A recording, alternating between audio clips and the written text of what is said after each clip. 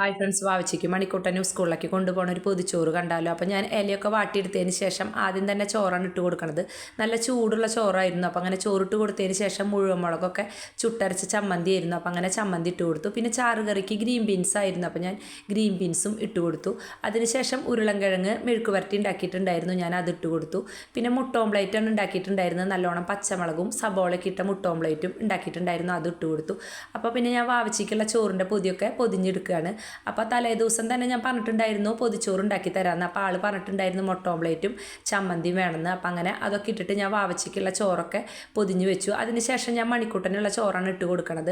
അപ്പോൾ ഞാൻ പാത്രം രണ്ടുപേരുടെയും വീട്ടിലേക്ക് അമ്മയ്ക്ക് കറി കൊണ്ടുവരാൻ മറന്നു. അപ്പോൾ വൈകുന്നേരമാണ് ഓർമ്മ വന്നത്. അപ്പോഴാണ് ഈ പൊതിച്ചോറ് ഉണ്ടാക്കി തരാമെന്ന് പറഞ്ഞതും. അപ്പോൾ അങ്ങനെ മണിക്കൂട്ടനുള്ള ചോറൊക്കെ ഇട്ട് കൊടുത്തതിന് ശേഷം അവനും ചമ്മന്തിയൊക്കെ ഇട്ട് കൊടുത്തു. ചമ്മന്തി ഇട്ട് കൊടുത്തതിന് ശേഷം ഗ്രീൻ ബീൻസാണ് ചാറ്. അപ്പോൾ പുട്ടിനുണ്ടാക്കിയ ഗ്രീൻ ബീൻസ് ആയിരുന്നു, രണ്ടുപേർക്ക് അത് ഇഷ്ടമുള്ള കാരണം അത് ഇട്ട് കൊടുത്തു. പിന്നെ ഉരുളൻകിഴങ്ങ് മെഴുക്ക് പുരട്ടിയും ഇട്ട് കൊടുത്തു. പിന്നെ മണിക്കൂട്ടനും ഇതുപോലെ തന്നെ മുട്ട ഓംപ്ലേറ്റും വെച്ച് കൊടുത്തു. അപ്പം അങ്ങനെ എങ്ങനെയുണ്ടെന്ന് നിങ്ങൾ കമൻറ്റിലൂടെ പറയണം എൻ്റെ പൊതിച്ചോറ്. അപ്പോൾ വേറെ വലിയ കറികളും അച്ചാറും ഒന്നും ഉണ്ടായിരുന്നില്ല. അപ്പോൾ ഇതൊക്കെ മതിയല്ലോ, അത്യാവശ്യം അവർക്ക് സ്കൂളിൽ പോയിട്ട് ഉണ്ണാനുള്ള അത്യാവശ്യം കറികളൊക്കെ ഉണ്ട്. അപ്പം അങ്ങനെ മണിക്കൂട്ടനുള്ള ചോറ് പൊതിയും ഞാൻ കെട്ടി. അപ്പോൾ അങ്ങനെ എൻ്റെ വീഡിയോ കാണാത്തവരൊക്കെ കാണണം, സബ്സ്ക്രൈബ് ചെയ്യണം, സപ്പോർട്ട് വേണം.